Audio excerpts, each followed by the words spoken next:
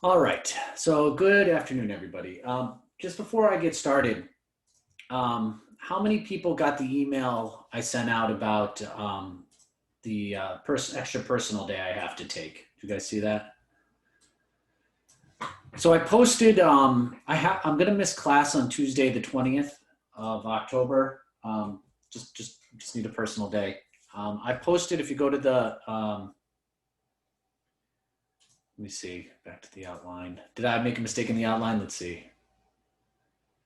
Uh, Oh, in my announcement, I said, yeah, okay, I got you. I'm sorry I made an error in my announcement. Thank you, Pamela.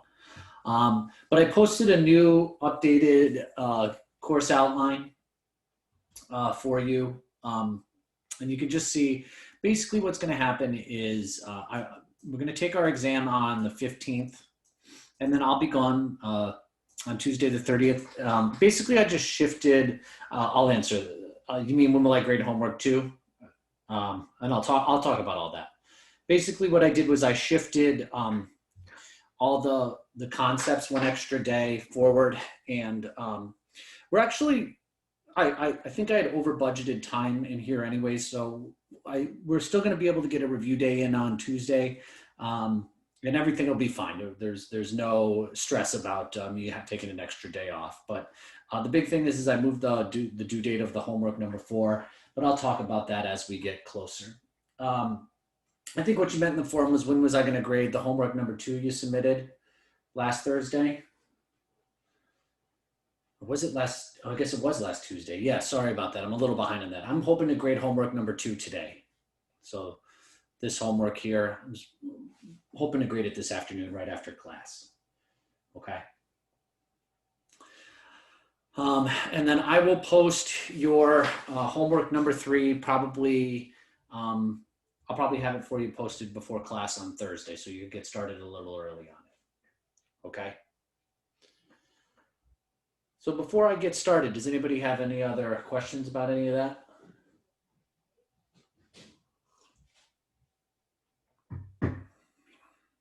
Okay, no questions? So have your, as we go through the notes, have your calculator handy.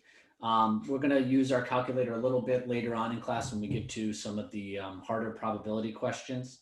So just having it handy is helpful. So I actually want to start off kind of where we were last class with just a quick review of the major topics. So we were starting to talk about probability last class, and we had this classical definition of probability, right? And we did a lot of, so like last class, if you remember, we did a lot of coin flips and die rolls. Right, I think if you remember the first probability question we did was if you flip a coin 3 times in a row, record your result. I think the first question we did, what was the probability you get heads 3 times in a row? Do you remember that? I know it was. Yeah. Okay. I'm going to try to post it on Thursday, Joanna. Okay. I'll try to post it on Thursday for you. And then we played the game of craps, if you remember, where you throw 2 dice and you sum the results, right? And then the big question we did was this one right here. Okay, suppose you flip a coin and then roll a die. Okay, and we did the sample space for this. There were 12 things, and then we found the probability that you either flip heads or roll a 6. This is important, heads or a 6.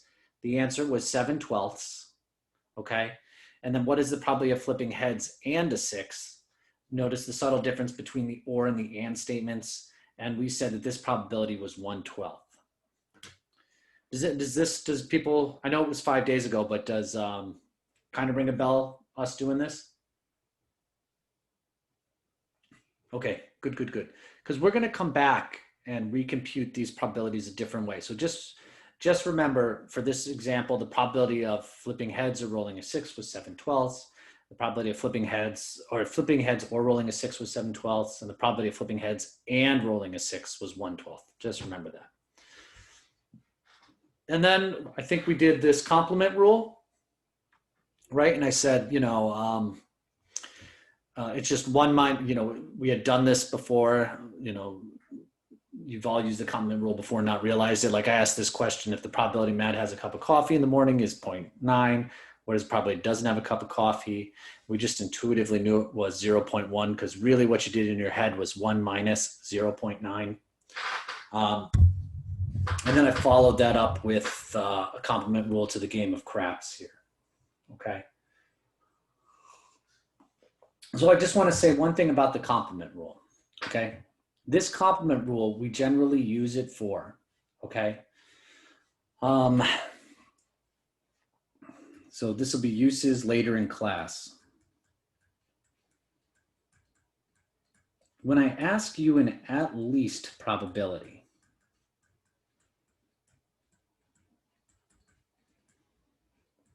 right? Later on in class, you'll know when we get to it. I'm going to ask you a really hard question. All right, so I'll ask you something like this. What's the probability of at least something? It'll make sense when you see it. And this probability will be insanely hard to compute. A lot of times you use the complement rule when this probability is easy to compute. So hard to compute. And then this one will be easy to compute. So you'll be able to find the probability of event E, basically by finding the probability of the complement and then subtracting it from 1. All right, so all I want to do today is get through at least 3 more rules of probability. So we've had this rule number 1 is the complement rule. So the next rule I want to introduce is what's called the general addition rule. And the general addition rule goes like this. For any 2 events, we'll call those events E and F. The probability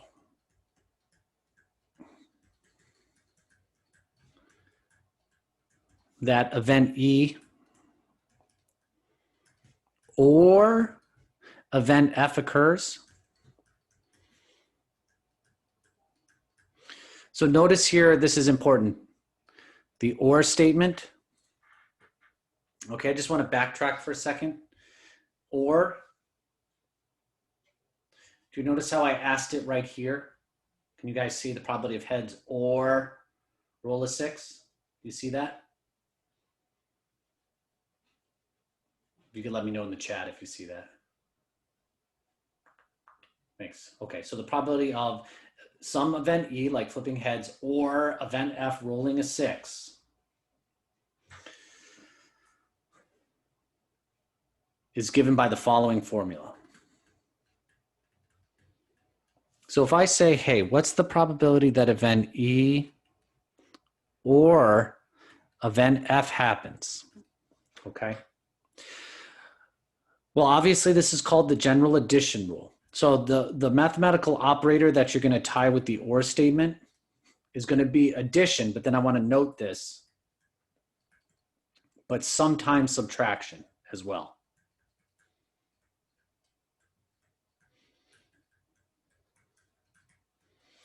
So all you're going to do, just the simple formula, is you're going to take the probability of the first event, E, and you're going to add it to the probability of the second event, F.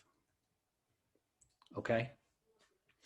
And then what you're going to do is you're going to subtract away the probability of events E and F happening. Okay, so it's always addition, and then sometimes you're going to need subtraction. And I'll explain when you need subtraction and when you don't need subtraction.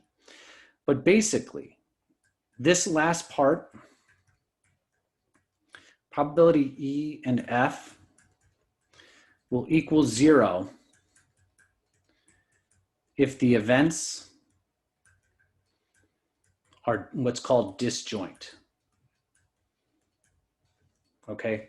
What disjoint means is they're mutually exclusive or they can't happen at the same time.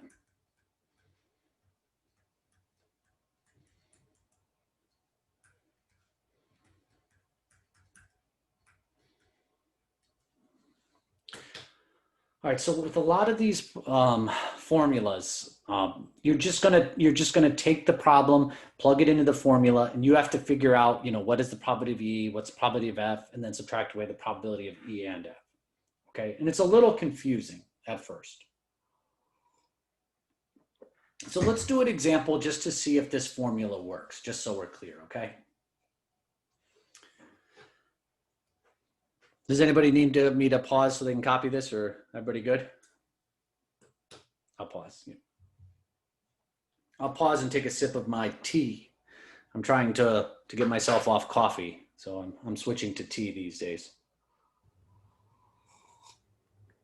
I'll get an example in 1 second. Professor, I just have a question about the last slide from last class. Yeah, hold on 1 second. Let me turn up my volume here. So you're talking about this slide here? No, the one with the 4 questions that you made us. This? Yeah. Okay. So where it says P heads or roll 6, and you put H1, H2, H3, H5, H6. I counted H6 twice because it I put it had heads and then it had also a 6. You don't want to count it twice. You don't.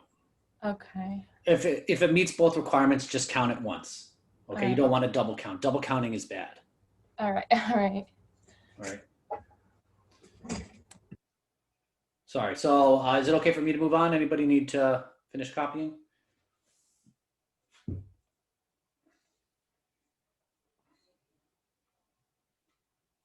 Okay. So what I'm going to do, just to show you that this formula works, is we're going to redo this example right here and see that the formula gets the same answer as 7/12. Okay. So you're going to flip a coin.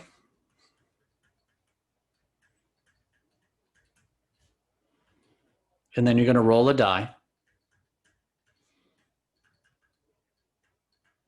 You're going to record your result. Just so we can see it very clearly here. Okay, I'm going to rewrite the sample space for you so you can see all the possible outcomes. And just real quick, how many total outcomes were there for this experiment again? Not 30, 36 was craps. Yep, it was 12 because there's 2 outcomes for a coin die, 6 outcomes for a die. We said there was a multiplying effect. 2 times 6 gets you 12. So the outcomes were H1, H2, H3, H4, H5, H6, and then it was T1, T2, T3, T4, T5, and T6. Okay, there are the 12 outcomes. Yep. So the question was this: what's the probability you get heads or you roll a 6? All right, so all I want to do is I want to use that formula, probability of E or F.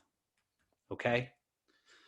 So my event E is that you flip heads. My event F is that you roll a 6.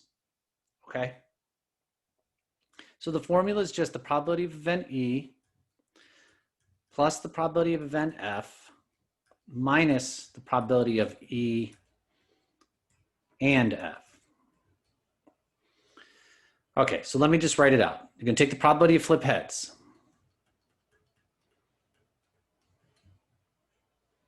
You're going to add to it the probability of F, the probability of roll a 6.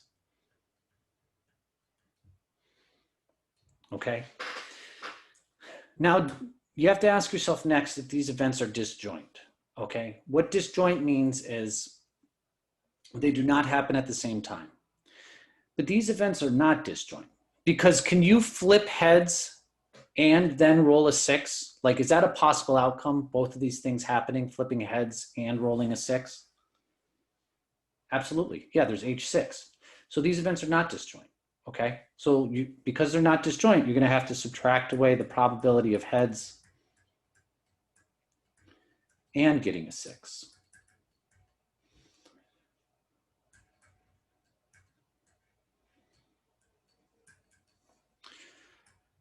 Okay, so now don't overthink this. When you flip a coin, what's the probability you flip heads? It's what divided by what? Yeah. I'm going to add to it. Now, if I roll a 6-sided die, what's the probability I roll a 6?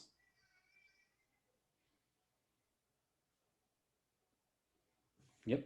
Thank you, Daniela, sorry. So now I have to subtract away the probability I both get a head and a 6. Okay. Does anybody remember what we said this probability was equal to?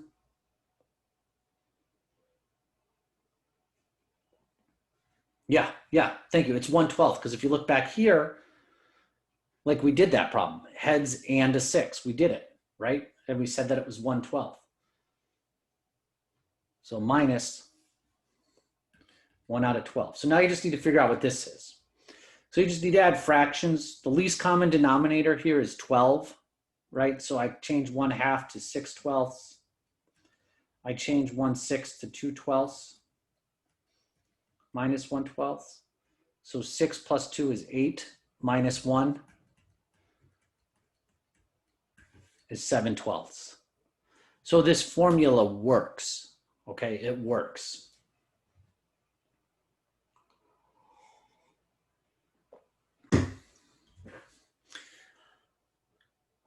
Not too bad, pretty bad, kind of straightforward. I'm going to do another example too, so you can see. I'm going to show you an example where it's the same type of, kind of the same type of problem, but an example where we have events are disjoint or they're not disjoint. Could you repeat how you got that 1/12, that minus 1/12 there? So yeah, you notice how I have to subtract away the probability of a head and a 6? Yes. Okay. Well, the probability you get both a head and a 6. Do you notice how there's 12 outcomes here? Yes. So that's the denominator. And the number of ways you can be both a head and a 6 is only one way. So that's how I got the 1 out of 12.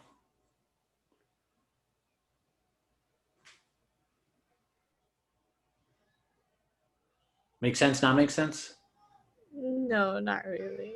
Okay.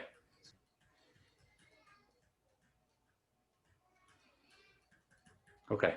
Just using the general, the classical method for computing probability. Okay. How many total outcomes are there for this example or in this sample space? For rolling a head and a 6? No. Just how many total outcomes are there for flipping a coin and rolling a die? 12? Yep. So that goes in the denominator right there.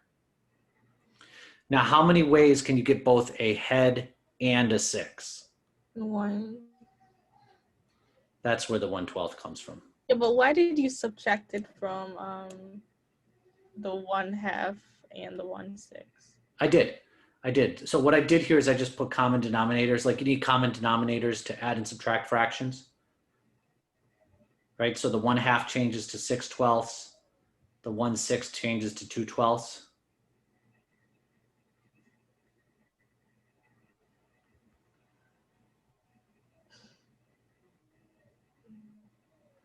That's how I got the 7/12. What I really don't get is why you subtracted it. So that's just with the formula, right? Like this is our formula. So it's just following the formula. Okay. Okay, so it's just straight up following the formula. So now I'm going to do another example explaining why we sometimes need to subtract and sometimes don't need to subtract, like where the subtraction comes from. Okay? Okay. All right, so just remember this formula. Okay, so here's another example so you can see this see this formula in action, okay?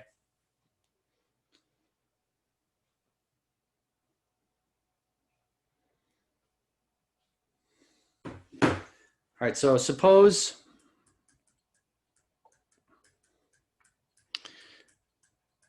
you draw a card. That's a funny looking U, but you draw a card at random.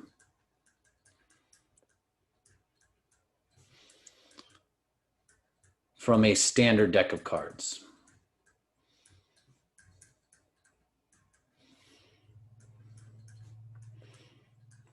Okay, so first off, I just want to talk about what's in a standard deck of cards.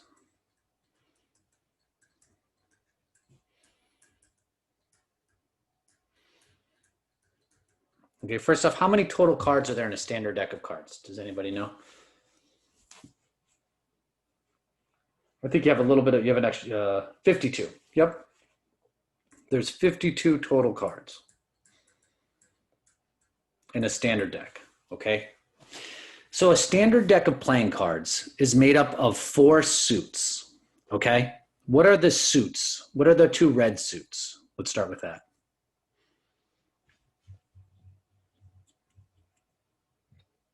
There's the hearts and the, yep. What are the black suits? Black suits are spades and starts with a C. Clubs, right? So there's 4 suits, 2 red suits, 2 black suits, and each suit contains the same cards, okay? Contains the cards 2, 3, 4, 5, 6, 7, 8, 9, and 10. And then what else does it contain?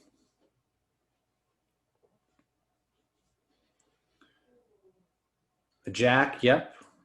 A queen, a king. You guys hear my little one crying in the background? Yep. Sorry, but yeah, it's okay. He's I don't know if it's nap time or not yet. I get a reprieve on Tuesday. It's my big work day, so my mother-in-law is here, and it's. I miss him though. It's hard not to run to him when he's crying. He's probably grumpy. All right. So how many?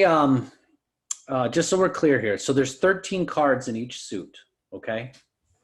How many jacks are there in the total deck of cards?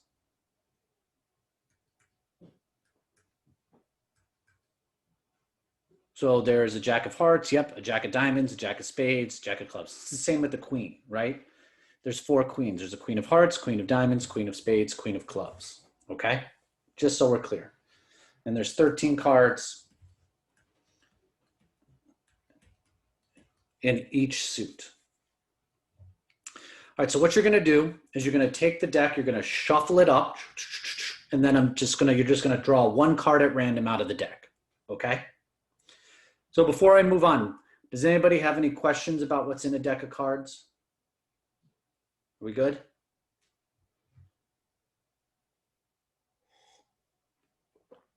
Okay. So the first question, question 1 here. What's the probability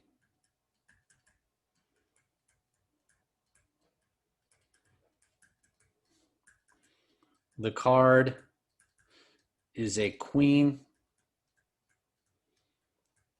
or it's a king? Okay, so you're going to reach into the deck and you're going to get a queen or a king. So I'm just going to write it out using that formula. It's the probability of a queen or a king. So this right here, the or statement, I'm going to just follow this formula here. The probability of E or F. You're going to add the probability of the first card plus probability of the second card. And then I'm just going to subtract the probability that you get both of them. And I'll explain it, okay? Because it should be a little weird here. Yep, hold on. So it's the probability of a queen plus the probability you draw a king minus the probability it's a queen and the card is a king. That seems weird, okay?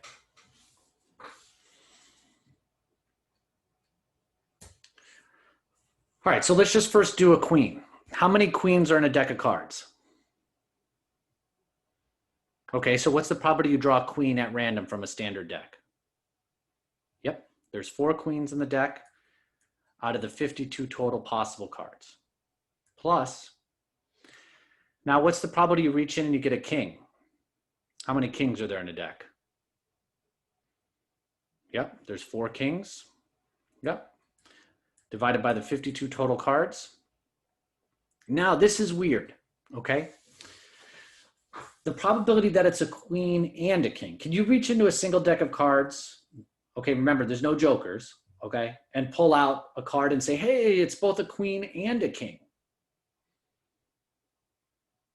No, yeah, thank you. You can't have it. So this is what I mean by the events being disjoint. Okay, they cannot happen together. So if it can't happen, what do you think that probability is equal to?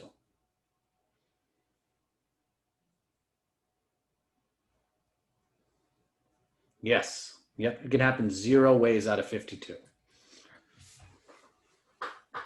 So 4 plus 4 minus 0, that gets you 8 out of 52, or you could simplify this to be 2 out of 13. All right, so this is an example where it's disjoint, okay? There'll be a problem later on in class when I say, okay, the events are disjoint, so I won't even put this, okay? You just have to kind of realize if they're disjoint or not, or you can write it down and see if it and like intuitively try to figure it out like we did here. Let me ask a follow-up to this, okay? Now, what's the probability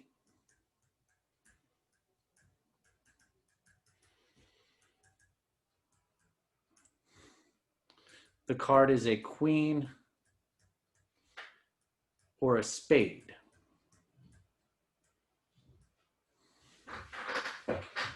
Okay. So let me just write this. Probability of a queen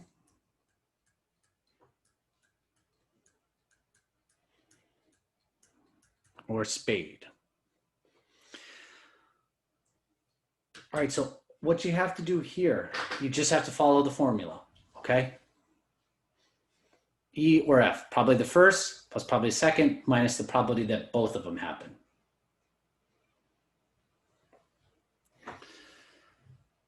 So it's the probability of a queen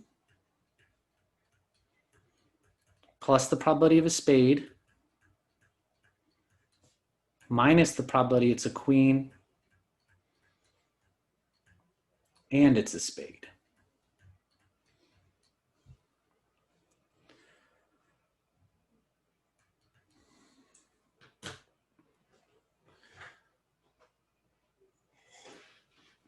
Okay, how many queens again are there in a deck of cards?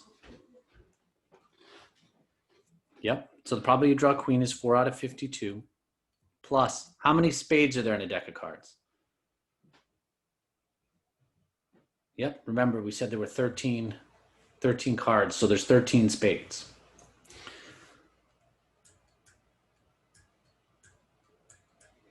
So now I'm gonna leave this blank for a second, okay? Here's why you need the subtraction. If you just go 4 plus 13, you get 17, okay? Do you guys think this is the correct answer, 17 out of 52? I'll give you a hint, it's not. Can anybody tell me why it's not?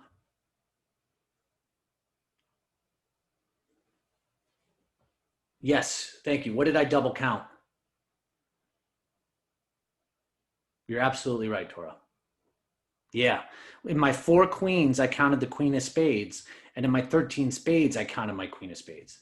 So what this subtraction part does here is when the events are not disjoint, it subtracts away the double counting.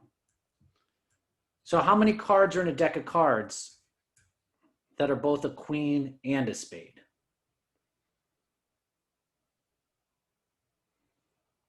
Yeah, one. The queen of spades, right? The number of cards that are in a deck that are a queen and a spade is the queen of spades. So minus 1 out of 52. So if you see we counted the queen twice, what this subtraction does is it takes one of them away, so you don't do the double counting. So 4 plus 13 is 17 minus 1. Gets me 16 out of 52, which simplifies to 4 out of 13.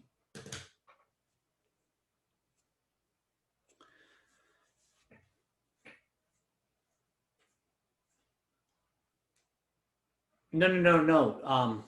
Pamela, there's queens.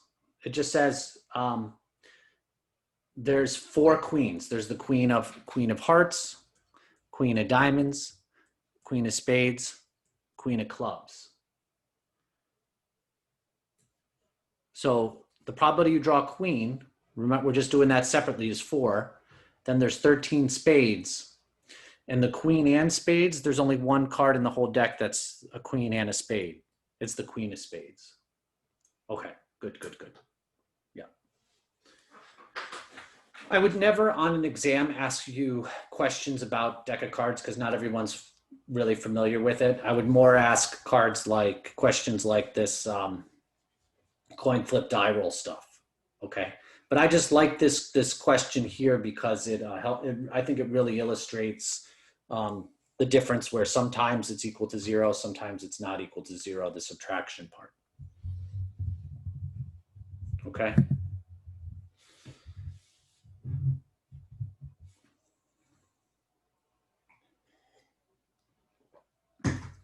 So just remember, whenever you see the or statement, it really just implies addition, and then you really have to think, am I double counting something, and then subtract that away. All right, I'm gonna move on to a second type of problem now. Okay, is that all right if I move on?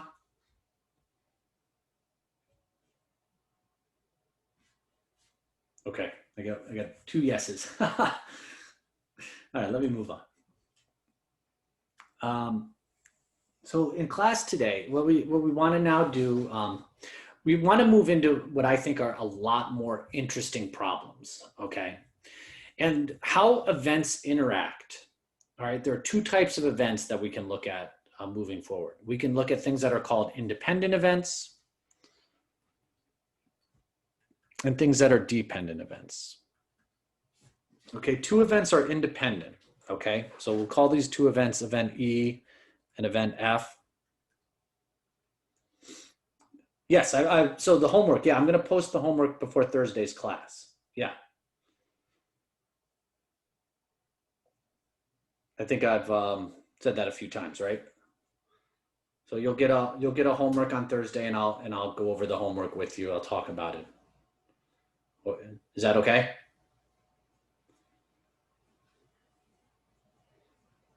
Okay. So types of events. 2 events are independent. So these events E and F. If the occurrence of the first event, okay, does not affect the occurrence of the second event. So you're going to have these 2 events, E and then F is going to happen, okay? What happens here does not impact what happens here, okay? Let me give you an example of this. Things like coin flips and die rolls, all right? If you flip heads, okay, on a coin, will that impact the probability that you roll a 6 next? Like, does flipping heads have any impact on the probability you roll a 6?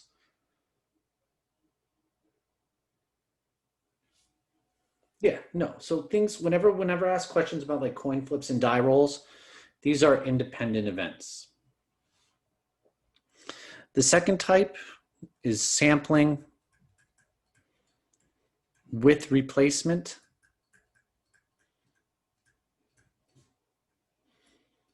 Okay, so like looking from a cards. So if you draw 2 cards from a deck, one after the other.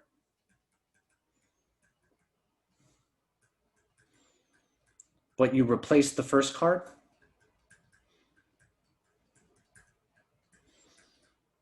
Okay, so you're going to shuffle up a deck of cards and you're going to look at your first card, look at it, and then put it back in the deck and draw another card.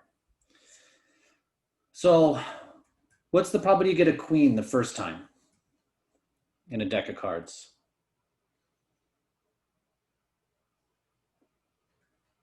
I think we said it was 4 out of 52.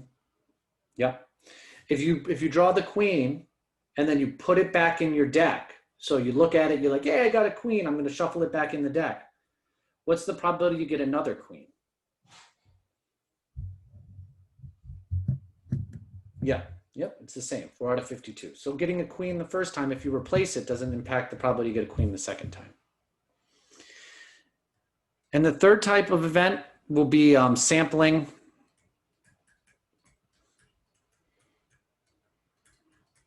from a large population.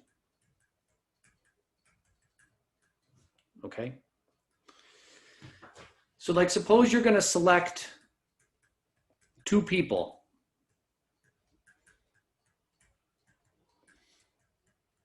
from all the adults in the United States.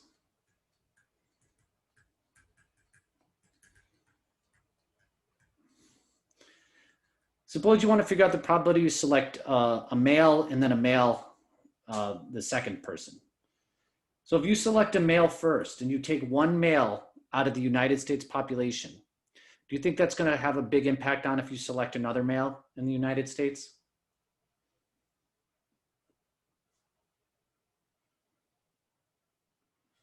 Like the population is so large that even if you remove one male from the population, the probability you select another male is not going to change enough to even notice. Okay. So whenever you sample from a large population, the 2 events are independent. Okay. Do these 3 things make sense?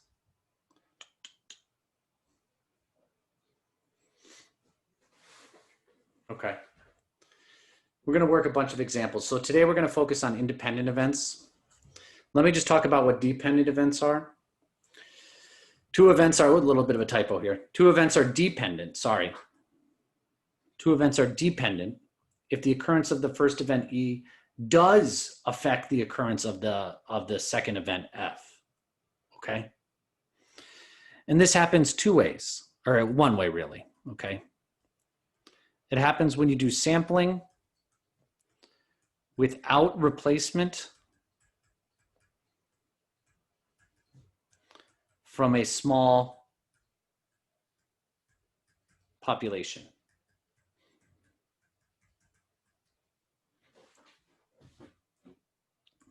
So let me go back to this card example. So suppose you draw 2 cards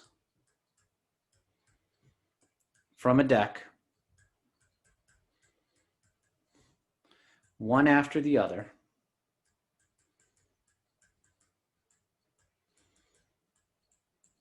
But you do not replace the first card.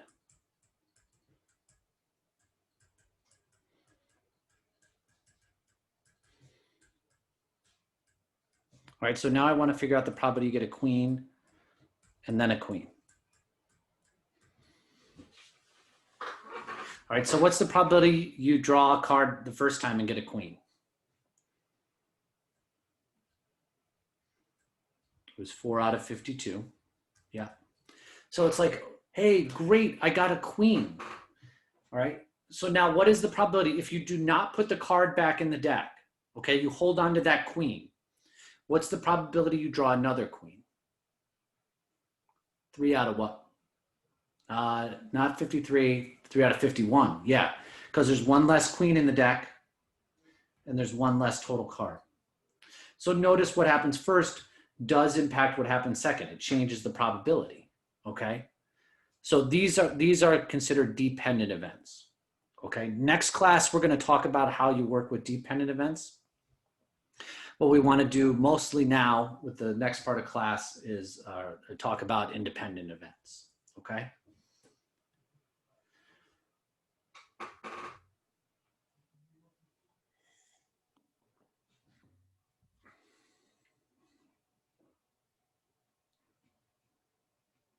right, so let's do one, let's do an example here just so you can see how this works, okay? So the rule that works with independent events is what's called the general multiplication rule, all right? And it goes like this.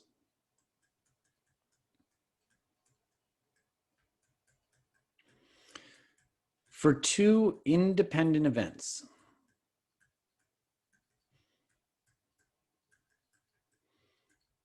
E and F are the two independent events, okay? So like coin flips, die rolls, sampling with replacements, sampling from a large population, okay? The probability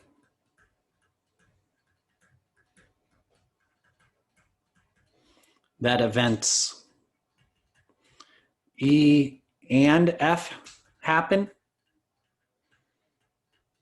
is given by the following formula. So if I say, hey, what's the probability that event E and event F happens? So have we seen me use the and statement before?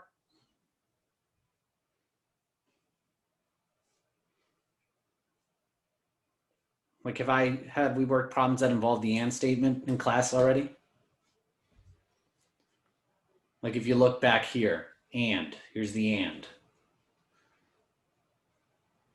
If you look back here, probability of heads and roll a 6.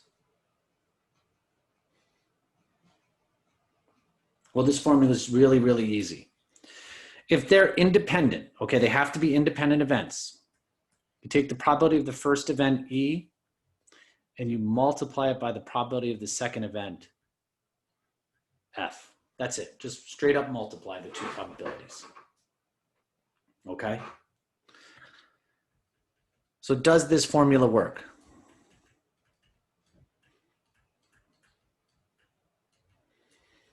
All right, let's go back to that coin flip die roll question. So suppose you flip a coin and then roll a die.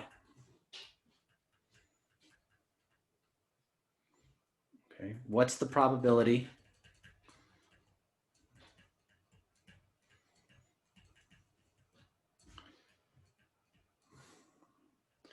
you get a head and roll a 6?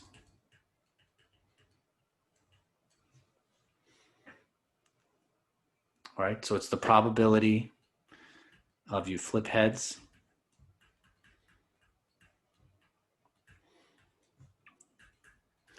and you roll a 6.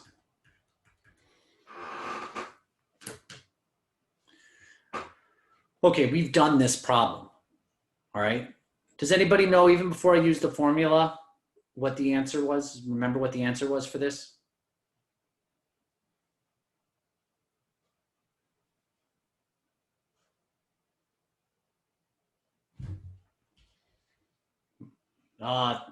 Yeah, it's 1/12, right? Yep, that's okay, Yep, it's 1/12. Yeah, if you look back here, head and a 6, 1/12. We did it right here. Probability of heads and roll a 6 is 1/12. So this formula better get us 1/12.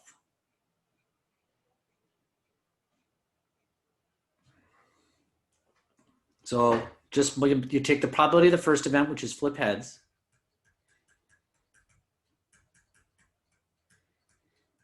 and you multiply it by the probability of the second event, which is roll a 6. Well, when you flip a fair coin, what's the probability you flip heads? Yeah. What's the probability you roll a 6?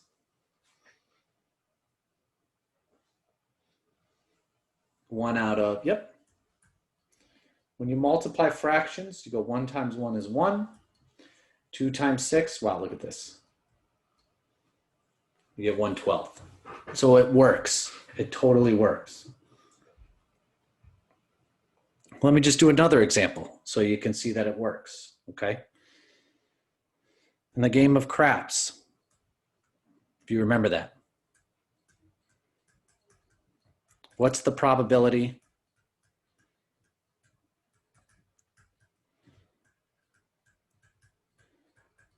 you roll? Does anybody remember what snake eyes referred to? You roll 2 ones, right?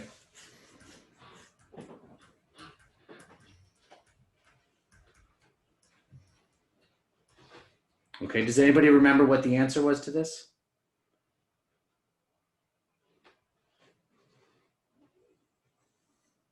Yep, thank you. Yeah, it was 1 out of 36, right? And like the way we did it the hard way was we went through, we were like, oh, okay. We count that there's 36 outcomes. What's the only way you can roll double ones? It's one way, and so on. So just using this formula, this is how I would write it. If I want double ones, it's the probability the first die is a 1, and what does the second die need to be? If I want them to be double ones. Yeah.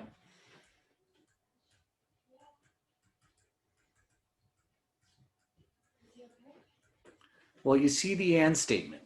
Okay, the and statement tells me to multiply. Okay, die rolls are independent events. So it's the probability the first is a 1. So first die, sorry. Times the probability the second die is a 1. Well, what's the probability the first die you roll is a 1?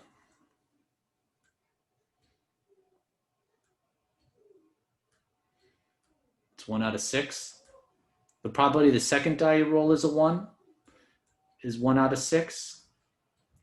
1 times 1 is 1. 6 times 6 is 36.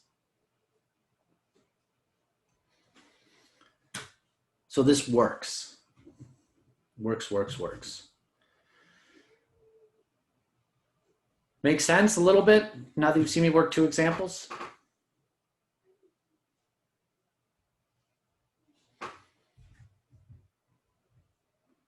I got 1 yes. Okay. All right.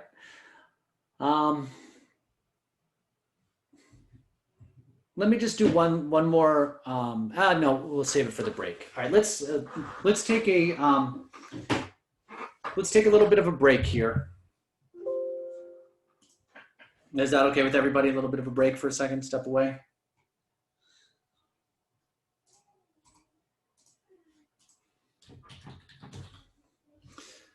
Let's start back at 155. Okay, so it'll be about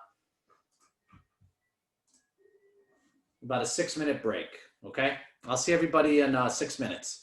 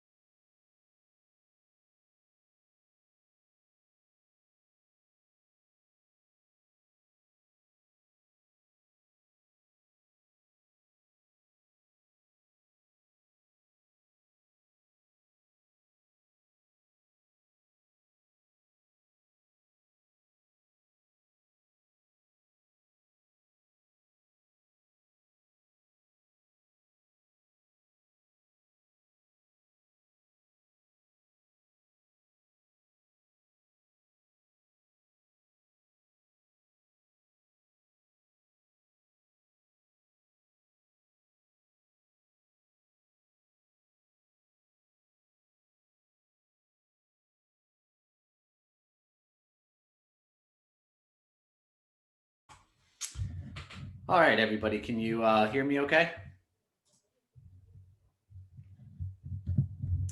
Okay. All right, so just a quick recap. When you see the or statement, it's always going to imply addition. Sometimes if the events can happen at the same time, okay, to prevent double counting, you have to do subtraction. And whenever you see the and statement, it implies multiplication, okay? So now the great thing about the general multiplication rule is you can expand it to more than 2 events. So this first one was for 2 independent events. Well, you can expand this if there are 5 independent events, 10 independent events, even 1,000 independent events. All right, so let me write that out.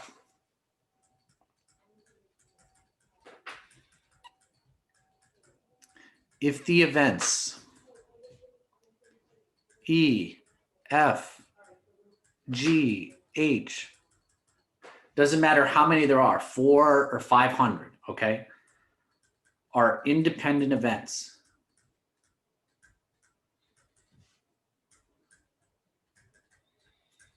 then if I ask you, hey, what's the probability that event E and event F and event G and event H and how many ever, doesn't matter, all happen at the same time, okay? When you see the and statement, okay, what did I say that implied that you do?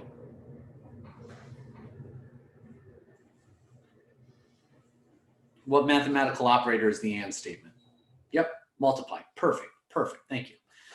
So you're just going to take the probability of the first event, E, multiply it by the probability of the second event, F, multiply it by the probability of the third event, G, and so on and so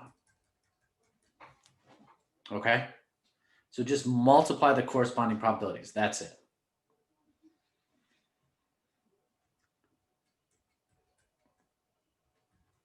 So what we're going to do during the second half of class is we're going to work some problems that are a little bit trickier, okay? And the key to solving these trickier problems is just how you write it, okay? So the only way we know how to write stuff is with or statements or with and statements. Okay, so let me give you the first example here.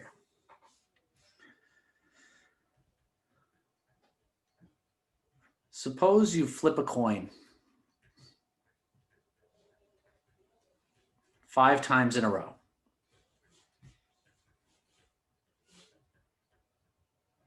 Okay. What is the probability of getting 5 heads?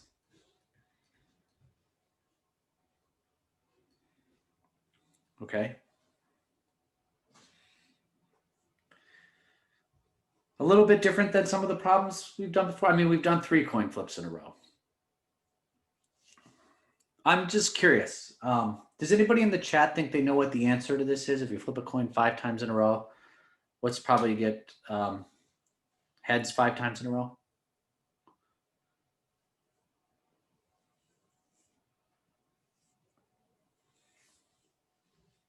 Any guesses?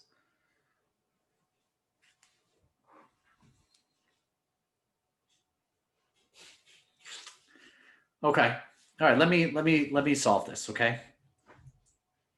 So you want to get the probability of 5 heads in a row.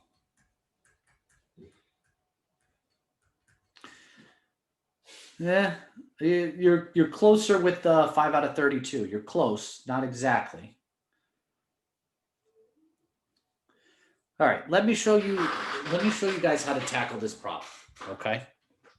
So how you write this will dictate how you solve it. So probability of 5 heads in a row. So it's the probability. If I want 5 heads in a row, what does the first flip need to be? First flip is a what? Is it a heads or a tail if I want 5 heads? Yep. Someone got it just there. And what does the second flip need to be? If I want another head. Yep. And the third flip is a head.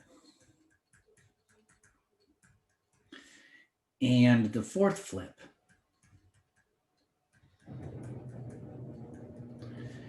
And all the way to the fifth flip.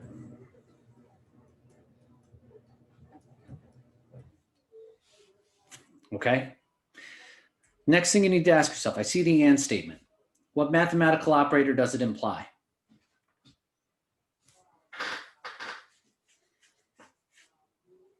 Yep, multiply. Okay. Are coin flips all independent events?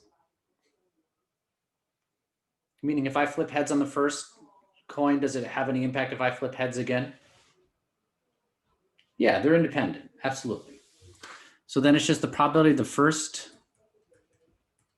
is ahead times the probability the second is ahead times the probability the third is ahead times the probability the fourth is ahead times the probability the fifth is ahead.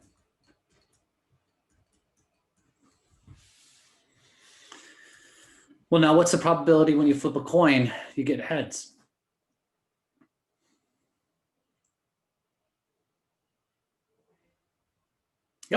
Yep. So it's just 1/2 times 1/2 times 1/2 times 1/2 times 1/2, which is the same thing as 1/2 to the fifth power. Well, 1 times 1 times 1 times 1 times 1 is 1. And 2 to the fifth power, 2 times 2 is 4, 8, 16. And that is the correct answer. 1 out of 32.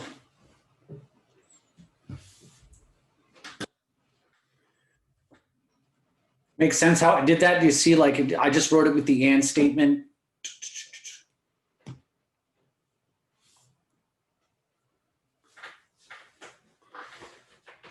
All right, how about another one just with dice before we move into non-coin flip die rolls? Okay, just so we can make sure we understand this type of problem.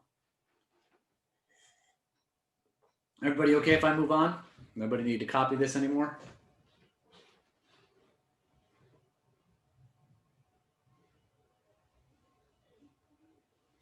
Okay.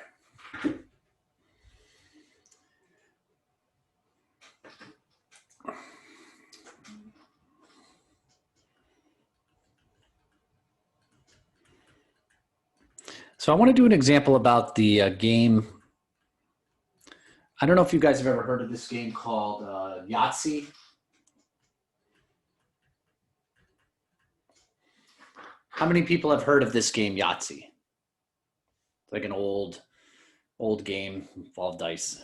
Yeah, it's okay if you haven't. It's okay if you haven't. Yep, it's a chance game. Yep. So the game Yahtzee. This is all you need to know about the game Yahtzee. Okay. In the game Yahtzee, you roll 5 dice. Okay, you roll 5 6-sided dice. So in the game of Yahtzee, okay, there is something called rolling a Yahtzee. Like when you make this roll in Yahtzee, you get to yell Yahtzee and you win the round. Okay. Does anybody know what rolling a Yahtzee is? I'm just curious.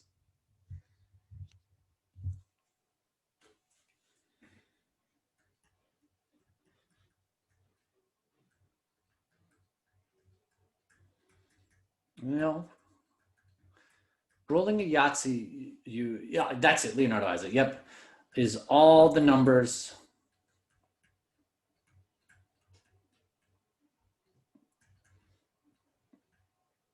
are the same. All the numbers come up the same. Okay. So let's just do one example of this. So if you roll 5 dice,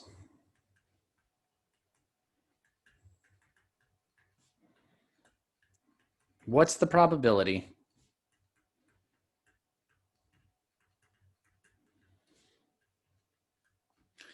you get all 6s. So you're going to chuck 5 dice. Okay, I don't know what sound I just made there. That's not the sound you make when you're rolling dice, but you're going to chuck 5 dice. And I want to know the probability you get all of the dice come up as 6. Okay.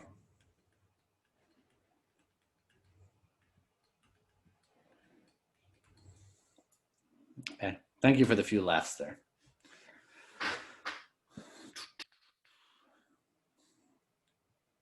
So can I solve this problem kind of like I did the 5 coin flip ones? Okay. Yeah. Yeah. How might you write it? Can anybody tell me? It's the probability that the first die is a what? And the second die is a what?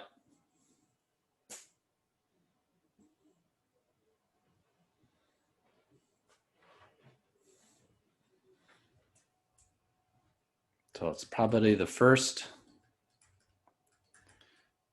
is a 6. And what does the second die need to come up as? Yep. And the third is a 6. And the fourth is a 6. And the fifth is a 6. All right, so is dice roll, are die rolls all independent of each other?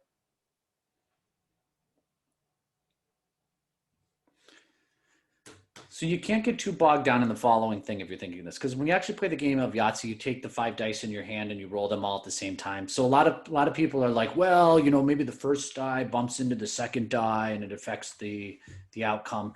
There's just no way to account for that in probability. So we just say, look, dice roll are all independent of each other. So it's probably the first is a 6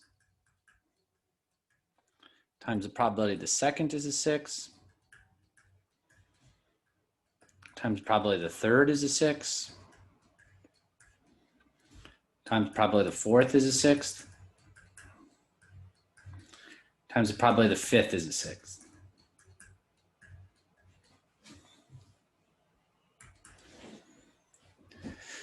Well, what's the probability of the first die comes up as a 6?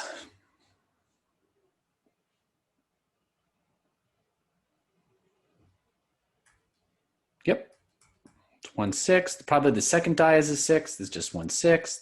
Probably the third is a 6 is 1/6. Fourth is a 6 is 1/6. Fifth is a 6 is 1/6. So this is just 1/6 to the 5th power.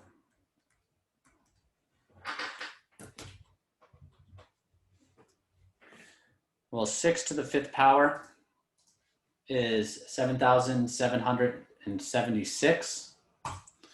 So this is just probability that you roll all 6s is 1 out of 7,776. Not very likely to happen. Okay. Make sense how I set this one up?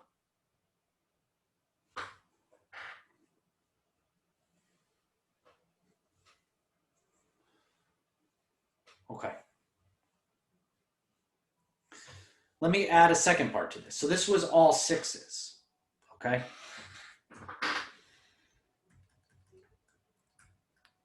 What's now the probability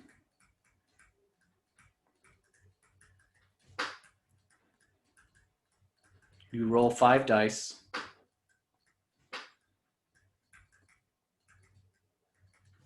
and they all match?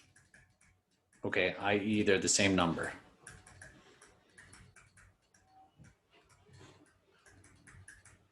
Yep, I'll go back in a second.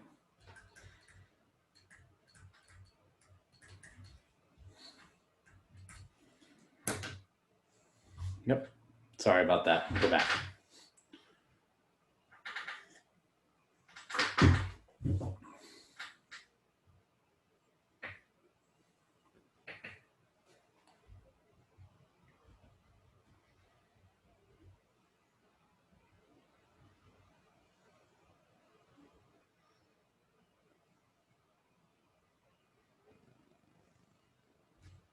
Okay. So now let's probably roll 5 dice and they all match. Okay, they're all the same number.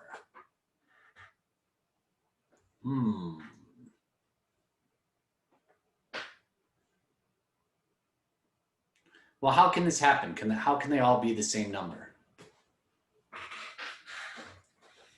There's a bunch of different ways this could happen, right?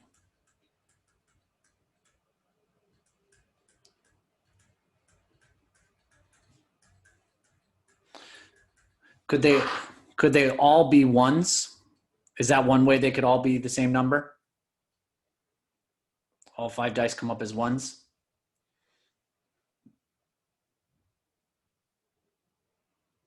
Okay. Or what's another way they could have it? They could be, yep. Or they could be all what? Yep.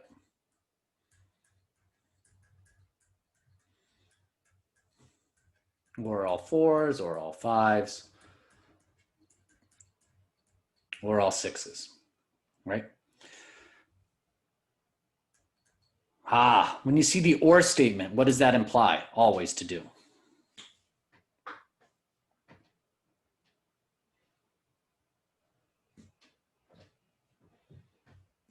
Not multiply, that's the and statement.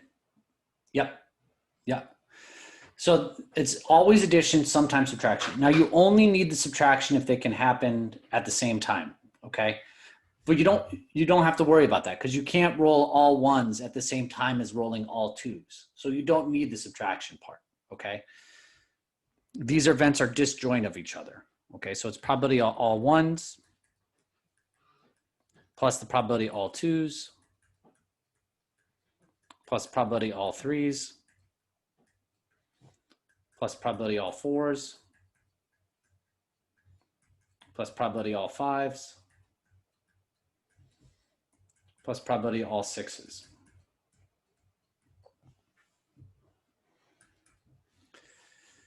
Well, did we already figure out the probability that you roll all 6s is?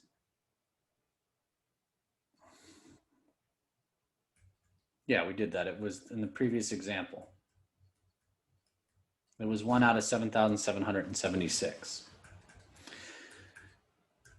Can anybody tell me what they think the probability you roll all 1s is? If you know, is it the same or is it going to be different than the probability you roll all 6s? Yep, it's the same. It's the same math here. You would just change the 6 to a 1 and it would still be 1/6. Yeah. So it's just 1 out of 7,776 plus 1 out of 7,776 plus 1 out of 7.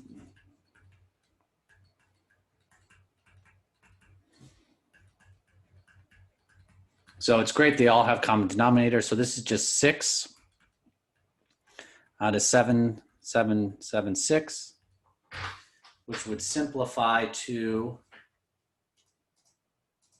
1 in 1,296. Yikes, so not great odds. Is it very likely that you'll roll a Yahtzee?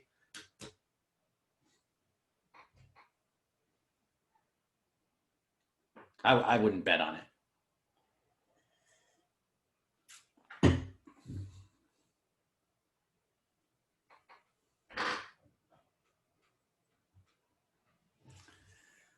All right. Are we sick of coin flip and die rolls yet? I think I am. I don't know about you guys. You guys want to try a different type of problem now that we've kind of got a good understanding? Yeah. I don't even know if you can hear in the background, but my son is crying and he's definitely sick of it. That's why he's crying. He's like, I've had enough of listening to this stuff too. All right.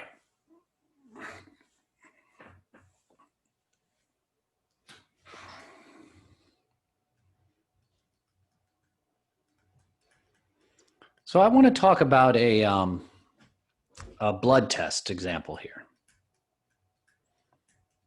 So there's this common blood test. It's an acronym. It's the ELISA test. And what it does is it tests for I'm going to put FP for foreign pathogens in your blood system. Okay, so it's a common test for, it tests for things like malaria and HIV. Okay, those are the common uses for it. Okay.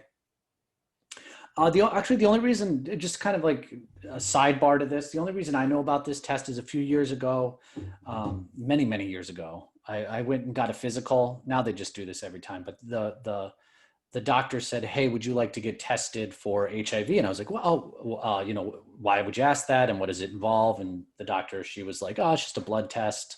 And I asked what the test was, and she told me about it. And I did a little bit of background information about this test. And what this test says, what this ELISA test claims is it's 99.5% effective at detecting foreign pathogens in your blood. Okay? So what this means, just so we're clear, is if you take this test and they run it on your blood, the probability that the test comes back correct is 0.995. Okay? What it means to be correct is if you have the foreign pathogen, if you have malaria or HIV, it will correctly identify it 0.995, so 99.5%. So what is the probability a test comes back incorrect then?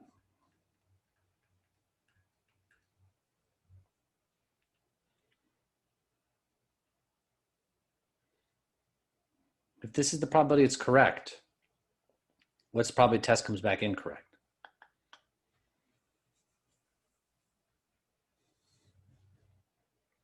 Well, it's just 1 minus this. It would be 0.005, okay? And what an incorrect test means is it's a false positive.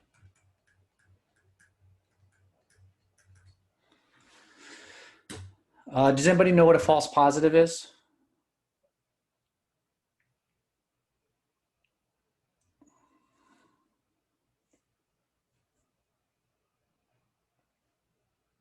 Okay, so a false positive would be, yep, the test comes back positive when it actually isn't. So let me put it in terms of like the HIV example, okay? A false positive would be your test says you have HIV when you don't. That's an incorrect outcome, right? Like that would be a bad outcome, probably, right? I mean, probably that would be a bad outcome. It's really hard for us to know the effectiveness or to the probability of what's called a false negative. The reason being is when you have when you have a positive test. Does anybody know what happens when you take a test like this and your test comes back positive? What they end up doing?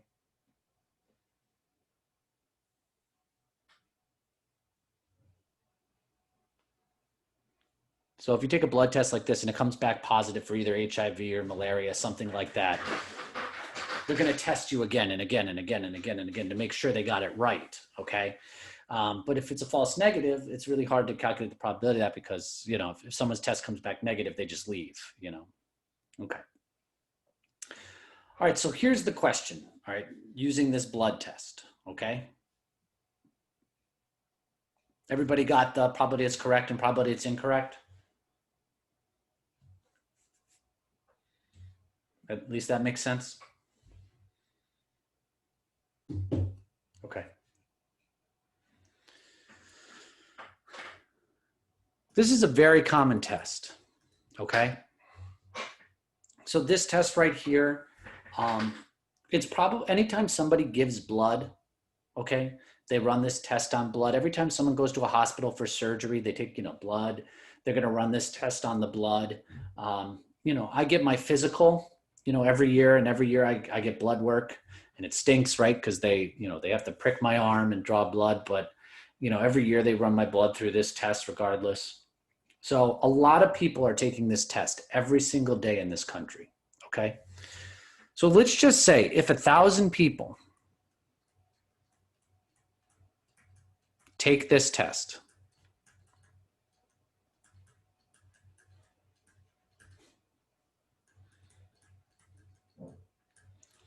what's the probability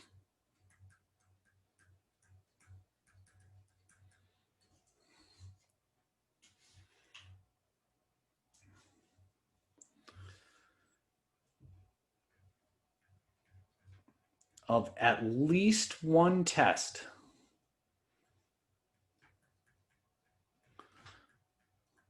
coming back incorrect?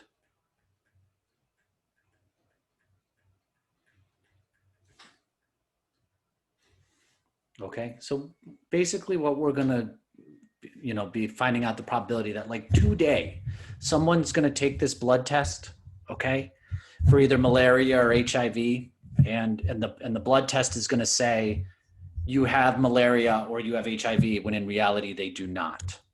Okay, it happens to at least one person. Okay,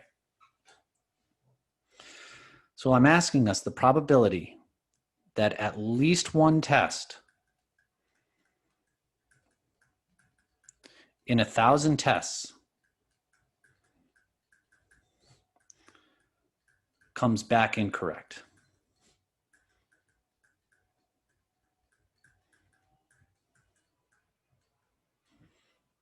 Okay. Does this seem very different from the coin flip die roll stuff?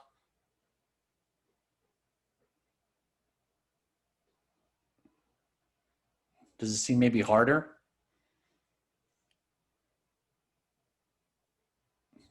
Yeah, okay. It's definitely a lot harder.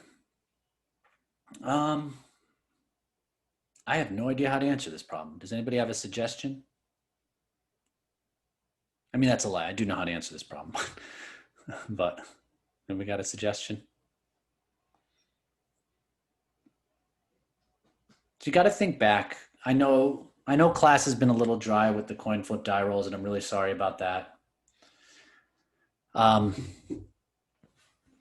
If you think back to how I talked about the complement rule, I said later on in class, I'm going to ask you a really hard problem that involves at least, okay? At least, all right? And I'm going to say you're going to need the complement rule, okay? So we just have to ask ourselves, what is the complement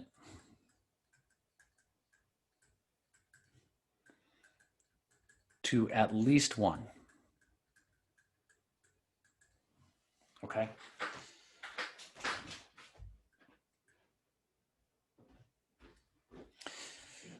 So look, if 1,000 people are going to take a test, okay, and we're counting the number of tests that come back incorrect, right? I'm going to put this up here.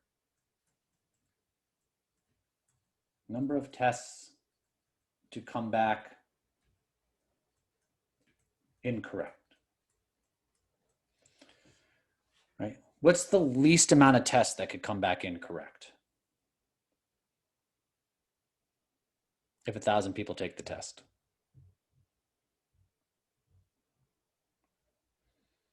What's like the best case scenario? That how many tests are incorrect? No. Even better than that one. Yeah. So you could have 0 tests come back incorrect. Okay. That's like the best case scenario. Then you could have 1 test come back incorrect. You could have 2 tests come back incorrect. You could have 3. You could have 4 tests. You could have 5 of the 1,000 come back incorrect.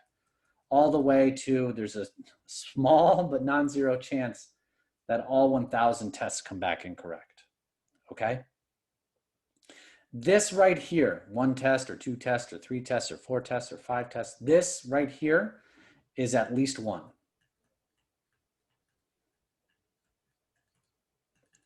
Okay, so what's left over is the complement. Okay, that 0 tests come back incorrect.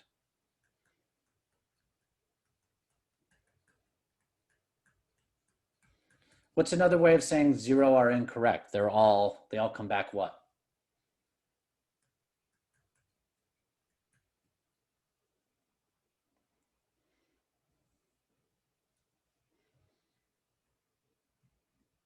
Well, zero coming back incorrect means they all come back correct, okay? So this, okay, the probability at least one test comes back incorrect is equal to 1 minus the probability, okay, because now we're using the complement, that 0 are incorrect, or 1 minus the probability that all 1,000 tests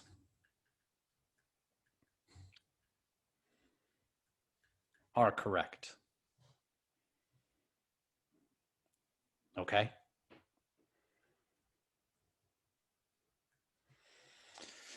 So now, to figure out the probability at least one test in the 1,000 comes back incorrect, right? We're going to do 1 minus the probability that all tests are correct using the complement rule. So what we have to now figure out is how to do all 1,000 tests are correct. Well, let me help you get you started. The first test is correct. And if I want them all to be correct, what does the second test need to be? Yeah.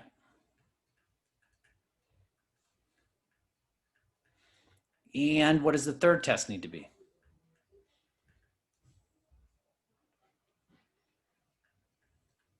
And I would keep doing this until I got to the 1,000th test is correct.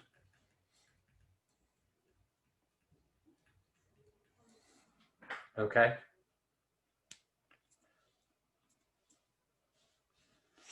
Well, now let me ask you this. If I take a blood test, okay, is my results going to have any impact on your results if you take the same blood test? What do you guys think? Yeah, no. So if my results have no impact on your results, that means that my blood test or the first person's blood test and the second person's blood test and the third, they're all independent.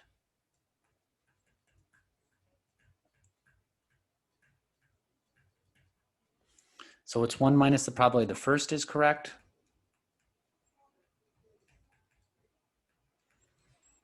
Times the probability the second is correct.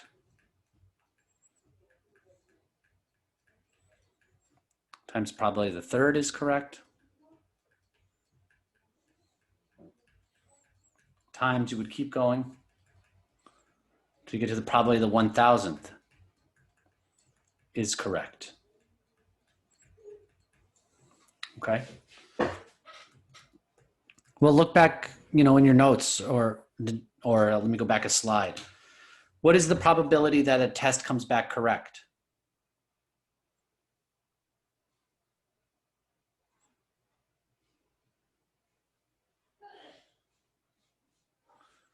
Well, the probability a test comes back correct is 0.995. So it's 0.995 times 0.995 times 0.995. You would keep multiplying that 1,000 times. So this would be 1 minus 0.995 raised to what power?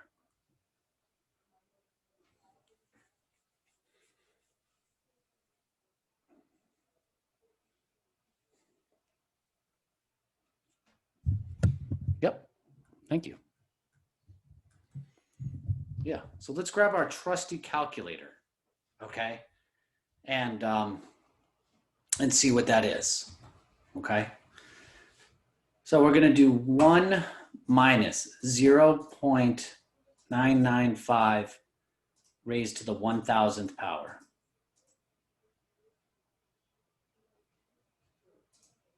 Well, that ends up being 0.9933. Wow.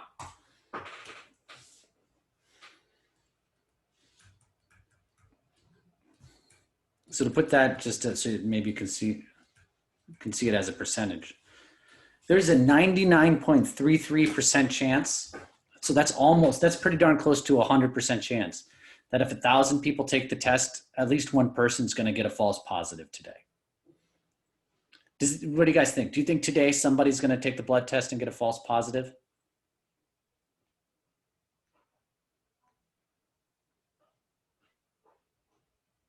Yeah, yeah, it's gonna happen today. That's crazy, right? Like even though the test is 99.5% effective, over a long enough time, over a long enough sample size, okay, over a long enough test, it's gonna make a mistake. Okay. So that's why when you see things like, oh, it's 99.5% effective, just realize like in the long run, it's gonna fail at least once. Oh wait, what does the 99.33 represent? I just changed the probability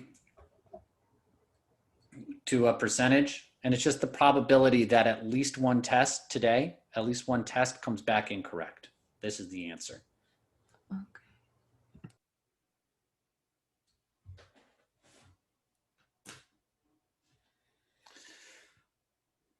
All right, a little bit more interesting than the coin flip die rolls.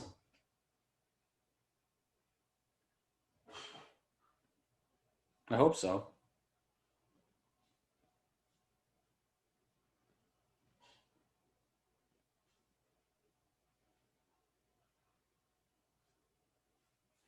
All right, let me do another one that I think is interesting, okay?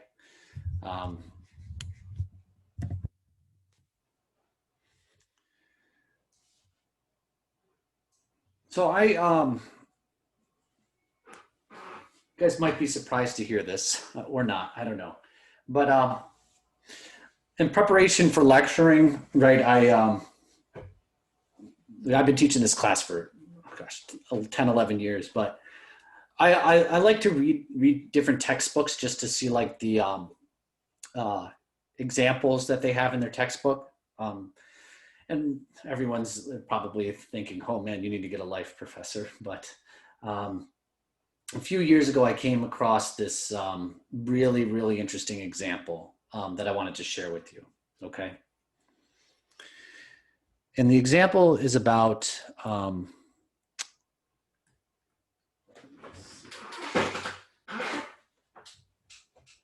the Challenger disaster. How many people know what I'm referring to when I say the Challenger disaster?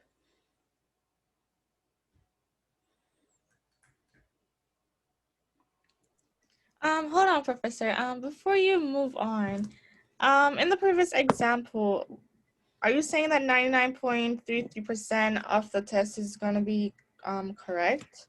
No. What I'm saying is there's a 99.33% chance that at least one test will come back incorrect today. That's because that's what our original problem was.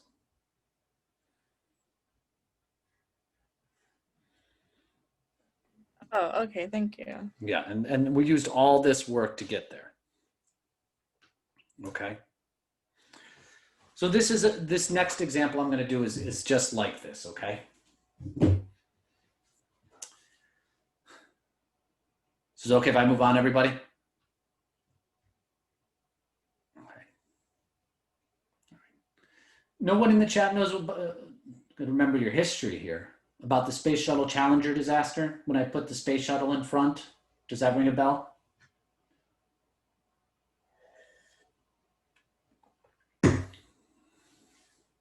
Maybe not. Okay, so I was born in the real early 80s.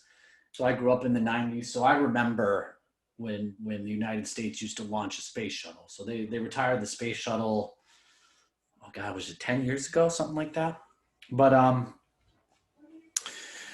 January 28th, 1986, the Space Shuttle Challenger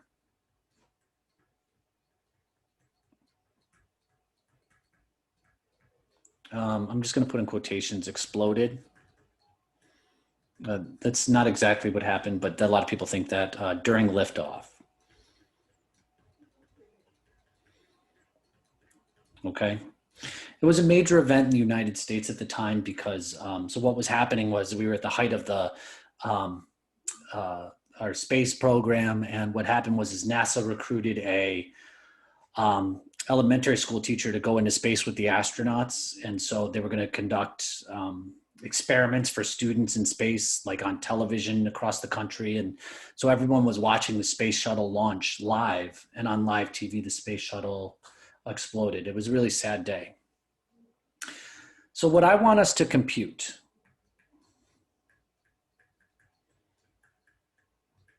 So when I give that, breakdown of it, do people kind of remember learning about this in history or no?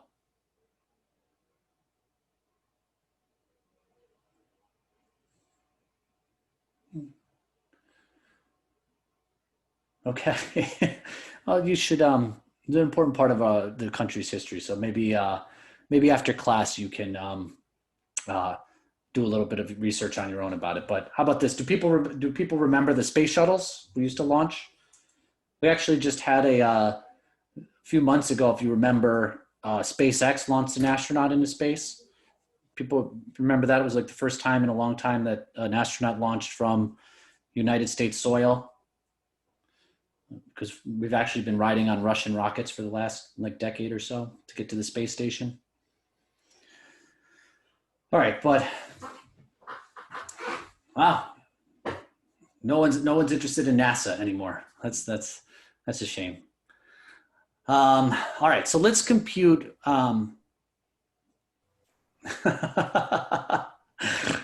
Oh yes. Not to sidebar because this will be our last example in class, but it was during the height of the pandemic, and it was like bad news after bad news after bad news. And I remember watching like the space shuttle launch or the space rocket launch recently when SpaceX shot the astronauts into space. And I remember like almost being to tears, being like, oh my God, we have good news. We finally did something right. But anyways, let's compute the probability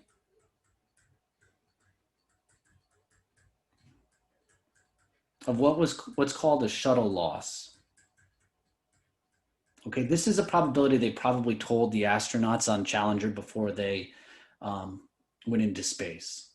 Okay, and shuttle loss is kind of like a nice way of saying, you know, you take the shuttle up into space, but you don't come back because something goes wrong and the shuttle's lost, and unfortunately everybody perishes. Okay, so I have to give you some information to be able to compute this. Okay. So each item, each part or item on the shuttle is given what's called a criticality rating.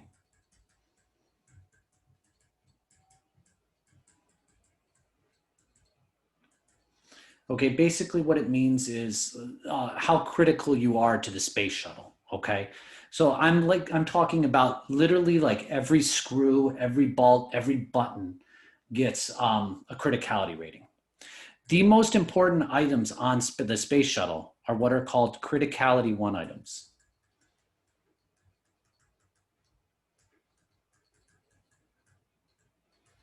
Okay? Criticality 1 items, what their defining features are the following. There is no backup to this item. Okay, like let me give you an example of a criticality 1 item. The wings on the space shuttle, okay? Those are criticality 1. There's no backup wings that they can put on the space shuttle, okay? They need to work 99.99% of the time.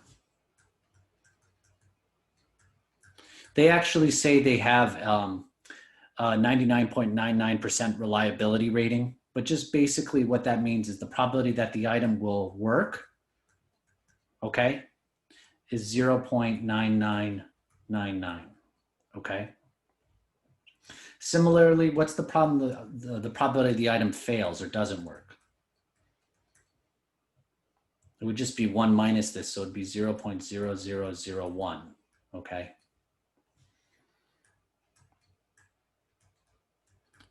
Each criticality 1 item works independently of each other. Okay. We're just going to assume this for now. To the best of the ability, these items are supposed to work independently of each other. I mean, there's a lot going on in a space shuttle, right? So sometimes they don't. Okay. And the one big thing about criticality 1 items that's really important if a criticality one item fails,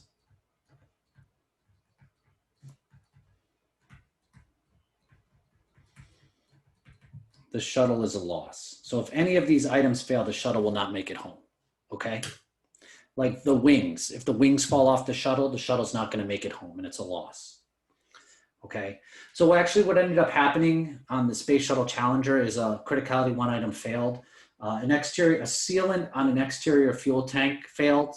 And I think like liquid nitrogen caught fire and the space shuttle got engulfed in a flame. Okay, that's actually what happened. Okay, is everybody with me so far?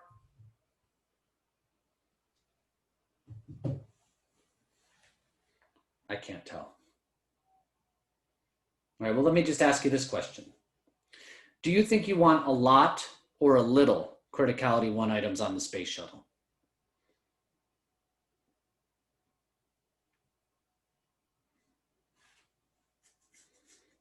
Yeah, you want as few of these items as you can, right? Because there's no backup to them. And if they fail, your shuttle is a loss, okay? So on Challenger,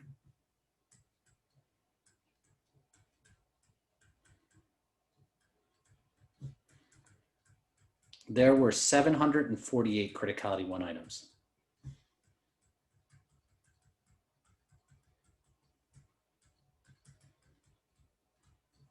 Okay. Does that seem like a lot?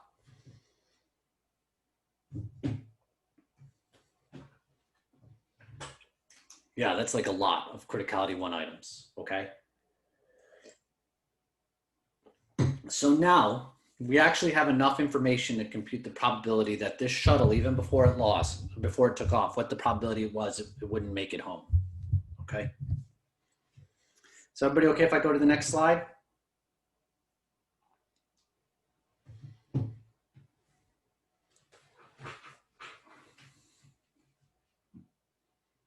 Okay. So let's find the probability that the shuttle is a loss. Okay. All it takes for the shuttle to be a loss, for the shuttle not to make it home, is one of these criticality one items fails. That's all it takes, okay? All right. If like a criticality two item fails, like if a button stops working or a screw falls out of a plate, the shuttle's not gonna stop working, okay? Like there'll be another way to get around that or fix it, okay? So the only way the shuttle's loss is if a criticality one item fails, okay? So the probability the shuttle is a loss. Let me ask you this. If one criticality one item fails, is the shuttle a loss? If just one fails, is it a loss? Given my definition? Yes, all it takes is one, yeah. If two fail, is it a loss?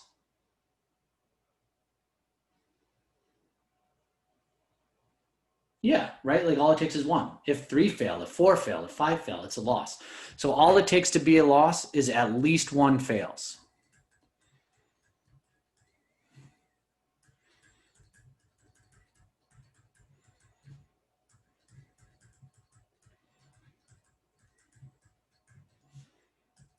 Okay, so now you can see how this problem is going to be solved, right? Like I only got 5 minutes, so I'm going to go through this pretty quickly. But what's the key word here that tells us how this is solved?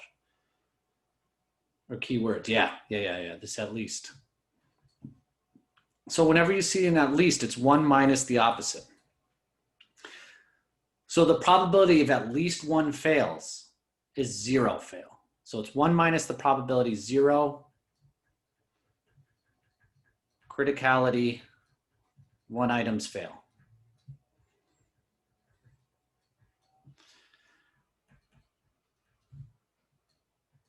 Well, zero fail means they all work. So it's one minus the probability that all 748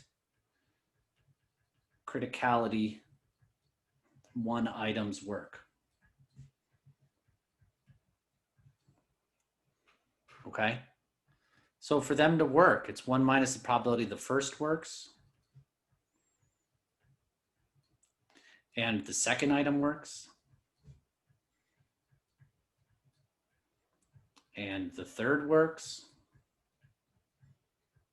and you would go all the way to the which one works.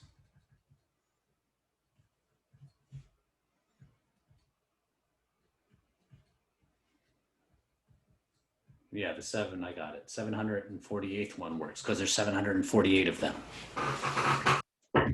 Okay, you see the and statement? What does the and statement imply? What mathematical operator? Okay, yep. So if you look back, I said that they all work independently of each other, independently.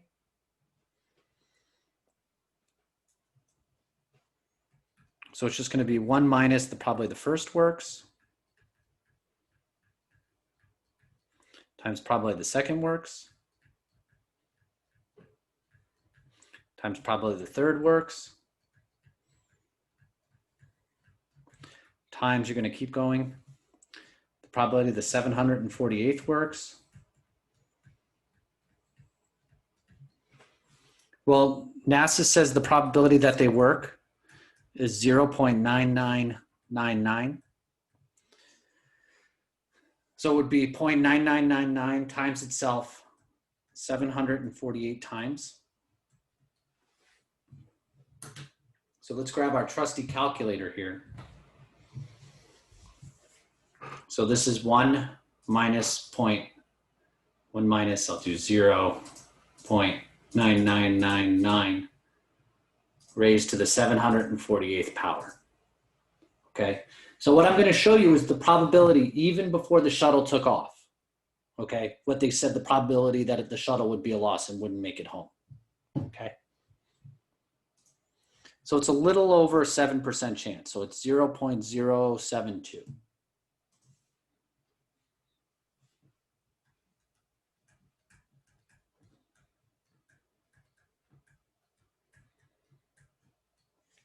Okay, that just, I love this problem because it just shows you how risky space travel used to be, right? Like, would you get on an airplane if they said, hey, there's a 7.2% chance your airplane won't land?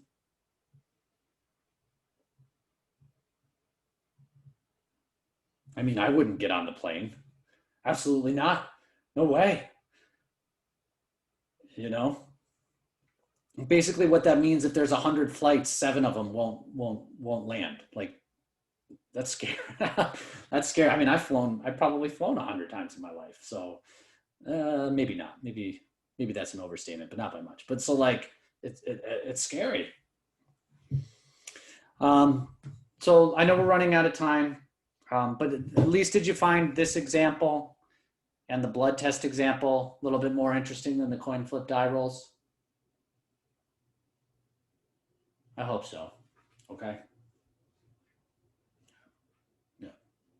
I mean, I also hope a lot of people are paying attention because I notice it's the same people who answer in the forums, but I hope other people found, or in the chat, I mean, I hope other people found this interesting.